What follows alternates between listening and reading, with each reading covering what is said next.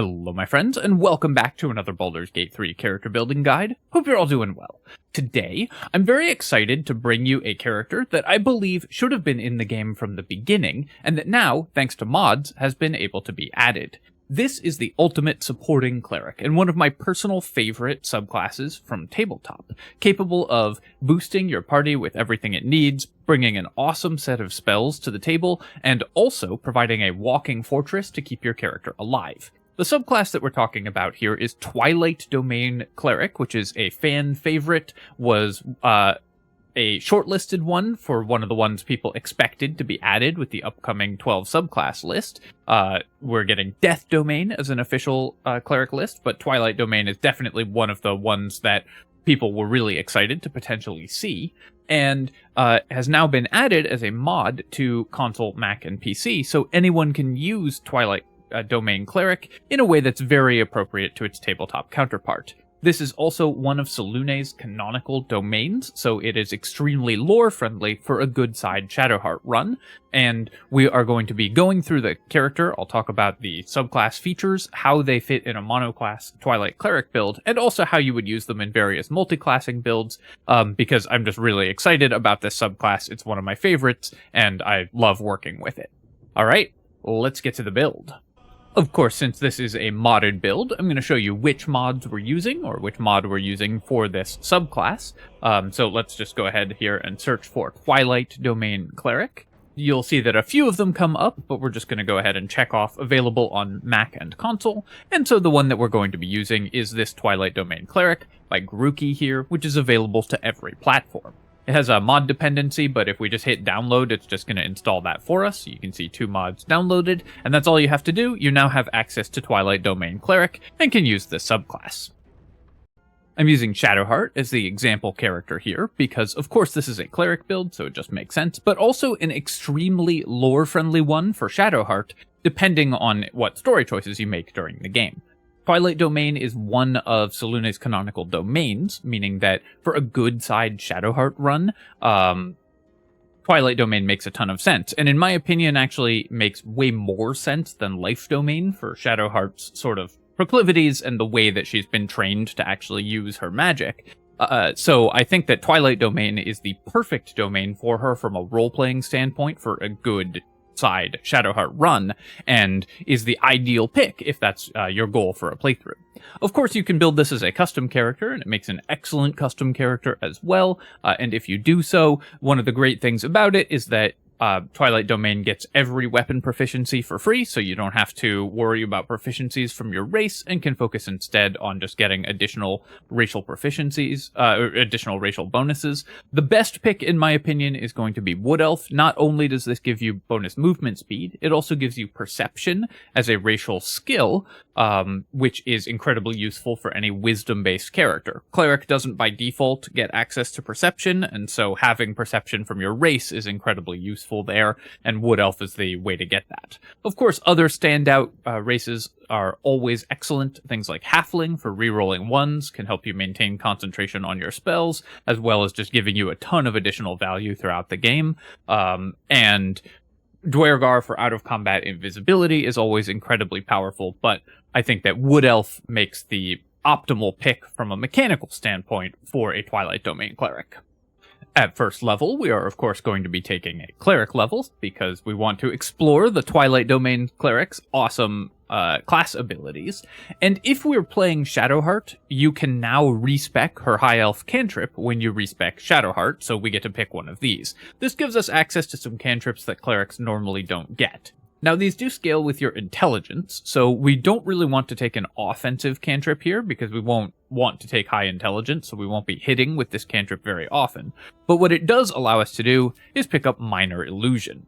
Minor Illusion, of course, is quite possibly the very best spell in the game, and also just gives you a tremendous amount of out-of-combat utility. You can use it to group up enemies for AoE spells, or pull them away from their allies to fight them one by one. Repositioning enemies is incredibly important, and there's no saving throw on this effect, so they will always wander to the illusion.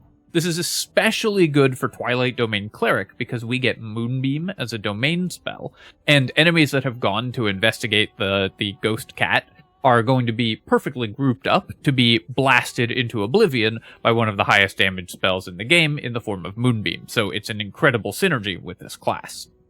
For our cantrip selection from our cleric levels, we are going to pick up resistance and guidance, because those are going to give us a lot of utility in dialogues and just in general throughout the game. And then a combat cantrip, probably Produce Flame if you're on PC, and if you're on console, you should take Sacred Flame. Produce Flame is overall a little bit better than Sacred Flame, but is so irritating to cast on console that you should pick up Sacred Flame instead, just to save yourself a tremendous headache. The difference in power level between these two spells is not massive, so honestly my recommendation is save yourself the heartache and take Sacred Flame if you're on console, rather than fighting the interface to try to use Produce Flame effectively. Of course, for our subclass, we are going to take Twilight Domain, and let's talk a little bit about what that gives us and why this subclass is so awesome. So firstly, we get weapon and armor proficiencies in martial weapons and heavy armor, plus all of the other weapon and armor proficiencies that clerics get, which is amazing because it gives us heavy armor as an option for our character, lets us play up in melee as a tank, and we're pretty good at that for a variety of reasons, and also lets us carry our AoE buffs to our allies with a lot more impunity. So very nice there to get all of those proficiencies. We also get 200 feet of dark vision. Now, the way that this has been implemented by the mod author, so in tabletop, this is actually way more dark vision. They've just scaled down the distance to the same extent that all other dark vision has been reduced. But for some reason, Twilight Cleric gets infinite range dark vision in tabletop.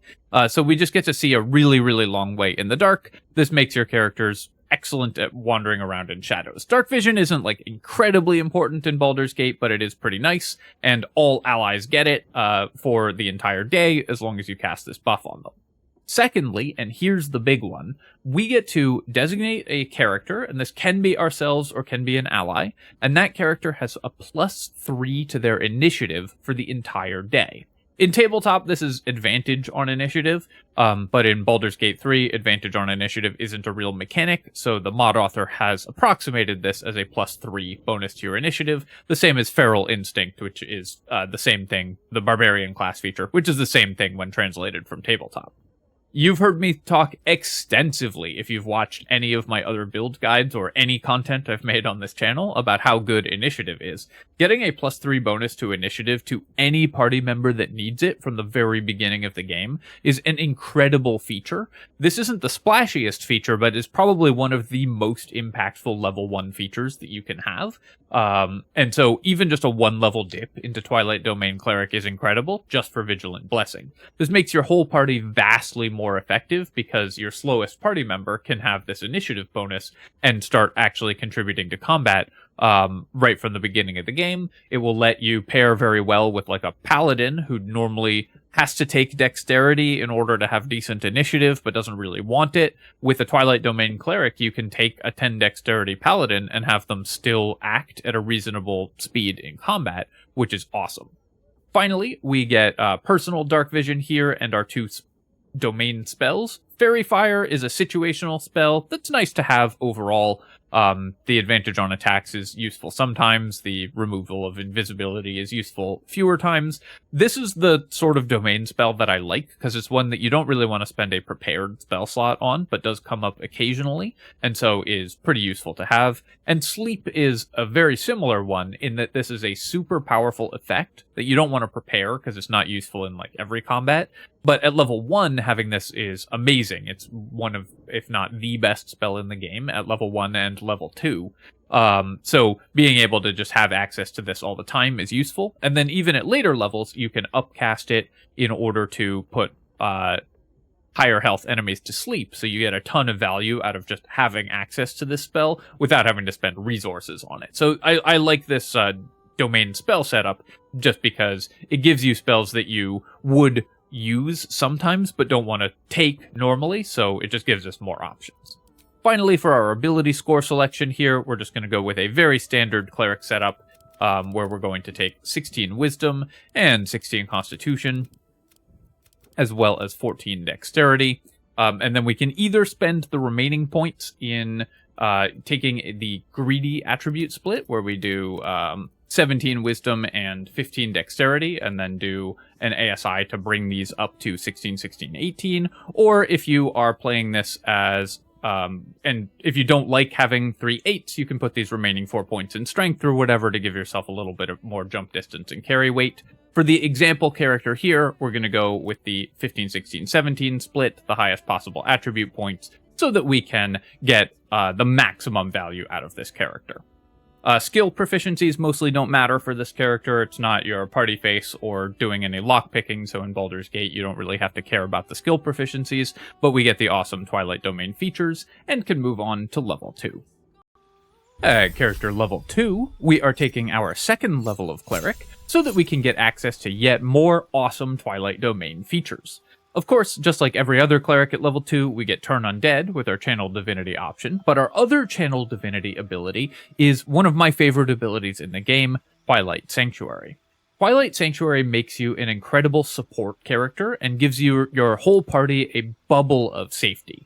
When you activate it, so you spend your Channel Divinity, you activate it, and for 10 turns you get an aura. It has a 20-foot radius. In tabletop, it's 30 feet, so but most of the distances in Baldur's Gate 3 have been reduced, so the mod author has reduced the radius of the aura a little bit to scale with the reduced distances that show up in the video game. I think the mod author has done a great job of translating the tabletop class to Baldur's Gate 3, by the way.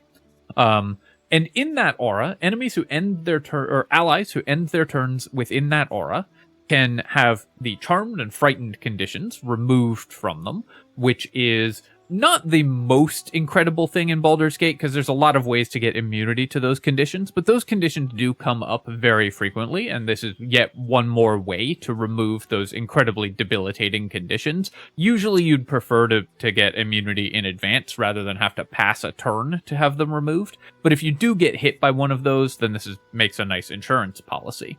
But the real benefit here is that an ally who ends their turn within your Twilight Sanctuary aura gets 6 temporary hit points every single turn that they do that.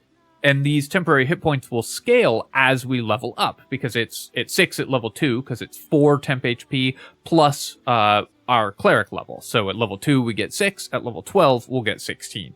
This is a tremendous amount of healing every single turn.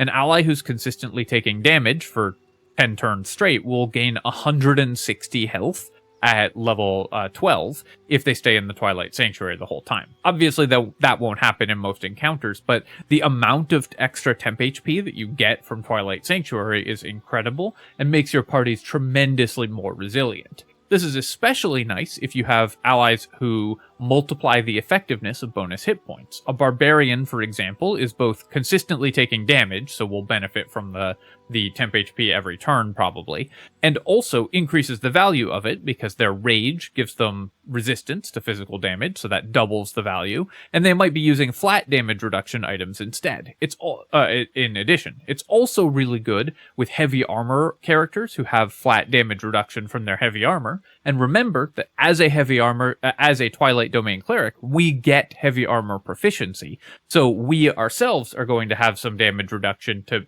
increase the value of these temp HP, which you do get yourself in addition to passing them out to your allies. So this is a very nice feature because it is proactive healing. It prevents your ally from going down. You get to activate this in advance of combat rather than spending actions healing in combat. One of the downsides of healers in Baldur's Gate and in Dungeons & Dragons generally is that spending actions on healing in combat is usually a very inefficient use of your actions. But the Twilight Domain Cleric can do this healing in advance, making your party much more resilient without wasting actions on doing so, because it shows up as temp HP in an AoE, so that makes it an incredibly powerful tool to keep your party members alive. Character level 3. You don't get anything new from Twilight Domain Cleric except for your domain spells, but these domain spells are also a pretty good addition. I would say that See Invisibility is one of the weaker domain spells. It's basically useless in Baldur's Gate. There's lots of better ways to see invisible enemies, like splashing them with water, which works without a saving throw. But Moonbeam is a pretty incredible addition to a cleric's spell list. Moonbeam is good AoE damage at early levels, which is something that cleric is missing. And while the area is very, very small.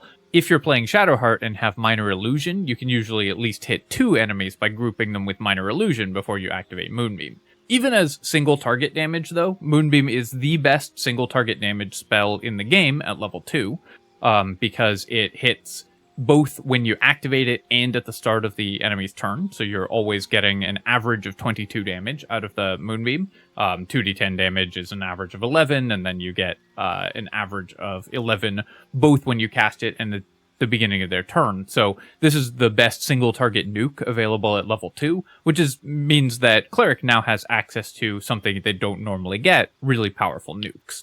For our prepared spells at this level, I forgot to do a prepared spell list at level 1, but it's just this minus the level 2 spells that we're going to take. We're going to pick up Healing Word and Sanctuary, great bonus action spells that can help keep our allies alive.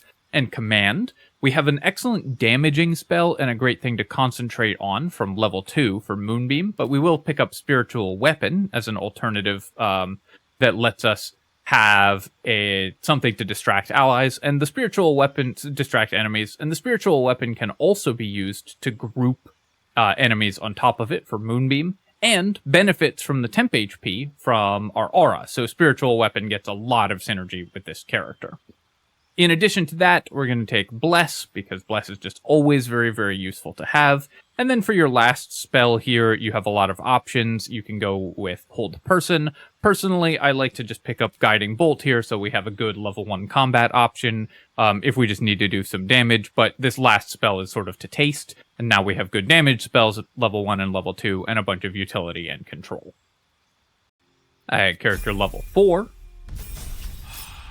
we are going to pick up another cantrip, and the cantrip that we're going to take is Blade Ward. This can give us damage resistance, meaning that we will then be able to double the effectiveness of our Twilight Sanctuary hit points. So this makes this character a very effective tank, because not only do we have great armor class available from heavy armors and shields if we want it, we also are gaining hit points every turn and can reduce the incoming damage if we spend a turn casting Blade Ward.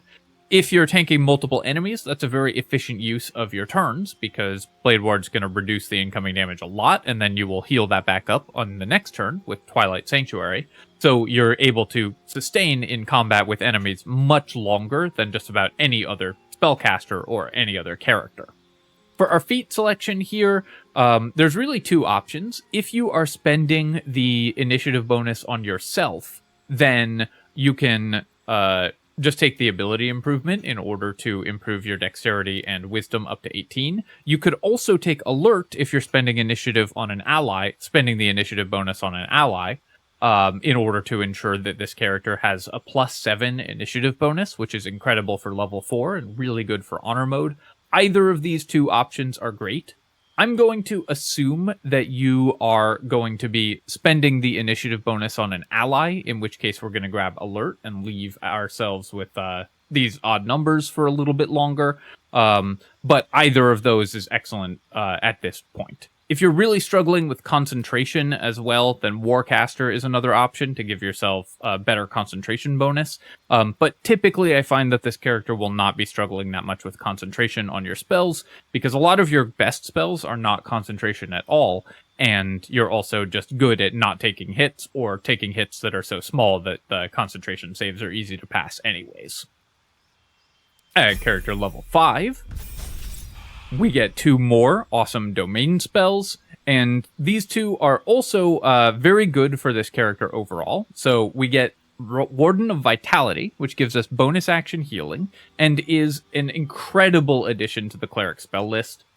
This is one that lets you pass out the buff on heal items to your party members very, very easily. So you can pass out Blade Ward and Bless to your party members using the buff on heal item set, because Warden of Vitality, for a 3rd level spell, gives us healing as a bonus action for 10 turns. And so between that and your Twilight Sanctuary, you can give your allies a tremendous amount of healing and a bunch of additional buffs. Blink is pretty marginal in Baldur's Gate 3. This is a spell that is very weak. You don't really want to not be in the world at the end of your turn, because you want the Twilight Sanctuary aura to go off. So Blink, you usually won't cast this, but Warden of Vitality is pretty awesome. For a prepared spell list at this level, we are going to, of course, add in Spirit Guardians. This is our best combat spell and the best thing to concentrate on. And Glyph of Warding, giving us another non-concentration option for more control and more bonus damage. So we've got great damage, great control, and great healing at every level, because the Twilight Cleric is really just an excellent all-around spellcaster. Character level 6. We get yet another Twilight Cleric domain feature, and that is the ability to fly.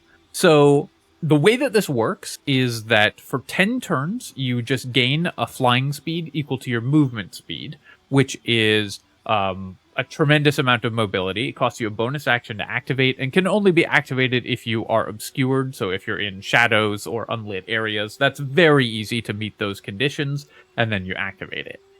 This says it takes a Steps of Night charge. You are going to have 3 of these at this level, and then you get another one at level 9. Basically, this is just equal to your proficiency bonus, but they've done this as a sort of separate charge thing because of how Baldur's Gate 3 calculates effects. But you could do this pretty much every encounter if you... It's slightly more frequently than Short Rest cooldown for most of the game, so you will be able to fly pretty regularly in any encounter that calls for it.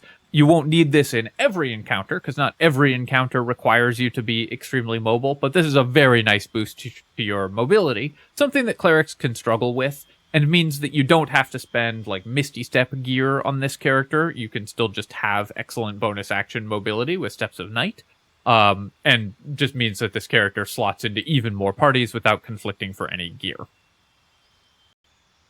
Character level 7. We get 2 more Twilight Domain spells, and those spells are Greater Invisibility and Autoluke's Resilient Sphere. So Resilient Sphere is okay. This is mostly useful for some encounters where you cast it on allies in order to keep those allies, like non-combatant allies, in order to keep those allies alive. And level 7 is about when you are probably going to be considering like the Moonrise Towers fight, where Resilient Sphere is most useful to keep Jaheira alive. So this is a nice little bonus for specifically the one encounter in Baldur's Gate 3 where this spell is good. You should be picking this up right about then, which is kind of nice. And then obviously Greater Invisibility is tremendously powerful in Baldur's Gate if you have built your strategy around it. If you have a stealth character in your party, then Greater Invisibility gives them a lot of attacks outside of combat or before combat starts, letting you kill enemies without them ever noticing that you're there. A bit cheesy, and in my opinion, a slightly boring strategy because you don't have to make any decisions if the encounter ends before it starts, but undeniably extremely powerful. For our prepared spells at this level, we are going to keep our spell slots, but add in Guardian of Faith. And I like to add in Freedom of Movement as well. Freedom of Movement just makes another great panic button. So now this character can end a lot of the most debilitating effects on allies. You can remove Charmed, and that includes a bunch of effects that count as Charmed, not just specifically the Charmed condition. You can remove Frightened and Ditto, and you can remove Stunned. So if a debilitating effect does land on an ally, you now have the tools to get rid of them. Freedom of Movement isn't one that you're going to cast every day, even though it lasts all long rest. Use this as a panic button. You prefer to spend your level 4 spell slots on other things, but it's really nice to have this in your back pocket for if you need it. Guardian of Faith just lets you block doorways, is a great damage spell, and just an excellent spell overall that lets you control the battlefield even more, so one of my favorite spells here. But mostly, of course, for our combat options, we're using Spirit Guardians and Glyph of Warding as our main combat effects, and still Moonbeam is very good as well. At level 8, we get yet another Twilight Domain feature, and this is one of the things I love about clerics and cleric domains, is that you get new features every level because you get the new domain spells, so there's always something interesting to upgrade or talk about. And this one is the one that a lot of other cleric domains get, where you get to add a d8 of damage to your melee attacks. Twilight Domain clerics probably won't be melee attacking that frequently. You're not very good at it. You don't really want to spend that much effort in boosting your strength or dex in order to be good at making attacks. But This is a nice bonus if you are making melee weapon attacks, if you drink a strength elixir, or of course we're going to raise our dexterity, so you can still make some attacks with a weapon. If this character is carrying Falara Louvre, for example, with our 16 dexterity, we will hit with that reasonably frequently, so you can add a little damage, but this won't come up that often. For our feat, of course, we're taking an ability improvement and evening out these odd numbers to get ourselves higher wisdom and higher initiative. So now we've got a +8 bonus to our initiative, which is a perfect amount for honor mode, up to +11 if we're boosting our own initiative with our feature or just helping out an ally with their initiative, making this character ideal for honor mode because we can go first, lock down enemies, and help allies do the same. At character level 9, we get access to our 5th level domain spells, and these for Twilight Domain Cleric are, again, bangers. We get Destructive Wave, which is otherwise a unique spell only available to Light and Tempest Domain Clerics. Twilight Domain Cleric getting this is really awesome. This is an excellent combat spell, does a bunch of damage, knocks enemies prone, and is great for this character, which wants enemies grouped up around it anyways, because we're so tanky that we're great at just absorbing a lot of hits from enemies. As they group up around us to hit us, we can cast Destructive Wave and knock them all over. And do a ton of damage to them. And we also get Hold Monster, which is just a super powerful spell. If you land this, you win the encounter basically instantly. So having Hold Monster is going to be excellent for any character. For our prepared spells at this level, there's not that much from level 5 that we're really that excited about adding in. Between a Hold Monster and Destructive Wave, our level 5 spell slots are pretty much accounted for because those spells are just so incredibly good. So we're going to go back to lower levels and pick up some utility spells. Aid is excellent for this character as well, just gives you bonus hit points, and these are not temporary hit points. Aid increases your base hit points, so this will stack with the temp HP that you get from Twilight Cleric. And you can add in stuff like Hold Person for encounters where that one is good, like Create Water, other utility spells from lower levels. Banishment is really good for some encounters. Insect Plague from level 5 is also fine for some encounters. There's a lot of options here to customize to your liking. I'm going to put in, I don't know, Enhanceability for conversations, but really we're just picking up anything that our party might need at this level and filling holes that we have identified in our repertoire of spells so far. At this point in the game, you should have a good sense of what you need. At character level 10, this is the very first level where being a Twilight Domain Cleric doesn't give us a new unique feature. So that's kind of funny. You could, of course, swap out of being a cleric at this point. There's lots of multi-classing potential that you can do with these characters, but level 6 cleric spells are so good that I'm going to recommend just continuing and being a mono-class cleric here. We get to take a cantrip here. Unfortunately, True Strike not available to this character, so we're just going to pick up a utility spell like Light or whatever. For our prepared spells at this level, we're not really making any significant adjustments. So let's move on to level 11. And at level 11, we are going to get access to 6th level spells, which of course the 6th level cleric spells are incredible. Hero's Feast is a day-long buff that is an absolute standout. Planar Ally gives us some of the most powerful summons in the game, so either of those or both of those, if you refresh your 6th level spell slots, are incredible uses of our spells. Blade Barrier can also be used to win some encounters, so lots of great uses for our 6th level spells. Typically, we're just going to be casting Hero's Feast. Again, this increases your base HP, so it stacks with the temp HP that you get from Twilight Domain Cleric. And finally, at character level 12, we get to pick our last feat, and of course we're just going to improve our wisdom to 20 to make sure that our save DCs and accuracy with our spells is as high as possible. You can also, if you have boosted your wisdom through story events or other things, spend this feat on something else. For example, Warcaster, if you are struggling with concentration, is still a great option. That's probably the most likely other option. Although something like Sentinel could also be pretty fun. This character wants to stick to enemies in melee, so Sentinel is a reasonable option for doing that if you use an Elixir of Strength to give yourself higher accuracy with your physical weapons, and that can also let you use the Twilight Domain Cleric additional radiant damage. But honestly, there's no reason to get particularly fancy with our feat selection here, because this character is so good at base, we don't need to do that much to it. Just make it better at what it's already doing, and that will be incredible as well. Alright, my friends, hope you've enjoyed this look at the Twilight Domain Cleric, but of course we can improve this character further with proper itemization, so let's talk about that.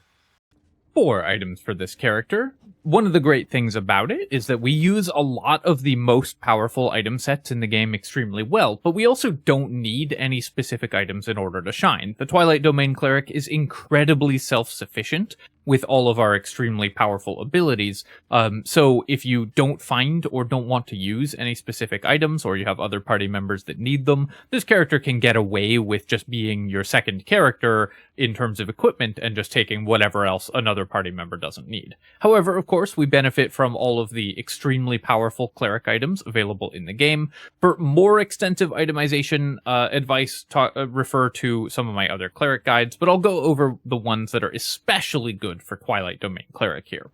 Firstly, of course, the 2 standard cleric sets, the Radiating Orb set and the Hellrider's Pride Whispering Promise buff on heal item set. So Radiating Orb is incredibly powerful, reduces enemy chance to hit, and makes you really good at just wading into combat, which is something that we want to do anyways, alongside Spirit Guardians, the Luminous Gloves, the Coruscation Ring, which inflicts Radiating Orb when you deal damage with a spell, such as a lot of the damaging spells that we have access to, the Callous Glow Ring, which does additional radiant damage, and the Luminous Armor, which does additional radiating orbs when we do radiant damage. This stacks a ton of this effect, which reduces enemy chance to hit by up to +10, making them very, very bad at hitting attacks, and helping keep your allies alive even more. The buff on heal item set does conflict with this because it uses the same item slots, gloves and ring, but is also excellent for this character, giving you Bless and Blade Ward on your party members whenever you heal them, which we can do very frequently and as a bonus action because this character gets Aura of Vitality at level 3, something that other clerics don't get access to. We also, if we aren't using the Luminous Armor, which of course is incredible, we want to be using a heavy armor that has damage reduction associated with it, like the Reaper's Embrace here, that reduces all incoming damage by 2. That will help our temporary hit points that we're getting stretch even further, and removing critical hits from damaging us, either by using the Adamantine Shield or the Adamantine Armor, or the Grimskull Helm, because we have heavy armor proficiency, so we can use this as well, will prevent enemies from spiking through our temporary HP and actually hurting our real, actual, valuable hit points. So removing critical hits gives you yet another layer of safety, so we want crit immunity on this character as well. Other than that, anything that increases our spell save DC is incredible. The best shield for us is Ketheric's Shield, because we don't need the initiative from the Sentinel Shield, because we're so good at initiative with this build already. We just want to increase our spell save DC with items like Ketheric's Shield or anything else that we can get our hands on that increases our save DC. This character, of course, is a great carrier, like every spellcaster for Marka Heshkir, but I also like the Devotee's Mace on this character, which you can get from your own Divine Intervention, and which gives you the Healing Incense aura. This gives you a healing aura, a temp HP aura, a buff aura if you're using the buff on heal item set, and so lets you set up this huge pile of safety for your party members, this huge bubble of safety for your party members, where they're getting healed, they're getting temp HP, they're getting damage resistance, they're getting bless, so any ally standing near you is getting constant healing. So this is my personal favorite weapon for the character, if you have another character that can carry Marka Heshkir. Obviously, Marka Heshkir is so good that if this is your only caster, they should just be using it. In addition to that, anything that increases your AC and saving throws is useful. Things like the Cloak of Protection are very useful for this character as well. We want to be up in the mix with enemies, so we just want to be harder to hit and better at maintaining concentration on our spells when we do get hit. So, pretty standard cleric itemization, but a couple twists that make us even better at using things like damage reduction from heavy armor, and this might be the single best character in the game for the Hellrider's Pride and Whispering Promise set, one of the most powerful things you can do in Baldur's Gate, which is awesome. Alright, my friends, I hope you've enjoyed this look at the Twilight Cleric, and let me know if you like this kind of breakdown of a modded subclass or class like this. This is a bit of an experimental video for me, so I appreciate your thoughts on whether this is working for you. This is one of my absolute favorite tabletop classes, so I was excited to bring it to you. I think this is just a great support cleric that plays out the way that I picture clerics playing out in my mind, where they get up close and personal with enemies, but pass out buffs to allies and also do a bunch of divine retribution in terms of damage, is exactly how Twilight Domain Cleric works, so it's one of my favorites for that reason. And yeah, if you have enjoyed the video, feel free to leave a comment and hit like. Helps me out a ton with the algorithm, so I do appreciate you taking the time to do that. And of course you can subscribe to my channel for more Baldur's Gate 3 build guides, modded build guides for Baldur's Gate, and other strategy game analysis. Cheers my friends, and I will catch you next time.